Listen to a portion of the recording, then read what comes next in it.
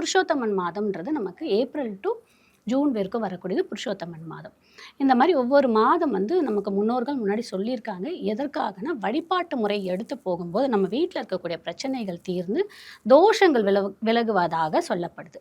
அப்போ இந்த ஆடி மாதம் முதல்ல நம்ம என்ன பண்ணோம், ஒவ்வொரு வெள்ளிக்கிழமை வீடை நல்லா ஃபுல்லாக க்ளீன் பண்ணி முடிச்சுட்டு வாசல் ஃபுல்லாக மஞ்சள் எல்லாம் தேய்ச்சி முடித்து நீங்கள் வாசலுக்கு மஞ்சள் குங்குமம் வச்சு பூவெல்லாம் போட்டுட்டு நல்லா வாசனையாக ஏதாவது மலர்கள் வச்சுட்டு ஊதுவத்தி காமிச்சு முடிச்சுட்டு நீங்கள் உள்ளே வரும்போது உங்களுடைய மகாலட்சுமி தாயாரோ இல்லை அம்மன் ஃபோட்டோ யாருக்காவது நெய்வேத்தியம் பர்டிகுலராக இந்த ஆடி மாதத்தில் நீங்கள் நெய்வேத்தியம் என்ன வைக்கிறீங்க, 4 வாரமாக இருந்தாலும் சரி 5 வாரமாக இருந்தாலும் பானகம் வைங்க. ஏன்னா பானகம் புளிப்பும் இனிப்பும் கலந்தது. இங்கே என்ன வரும் அப்படின்னு பார்த்தீங்கன்னா, சுக்கிரன் வருவாங்க.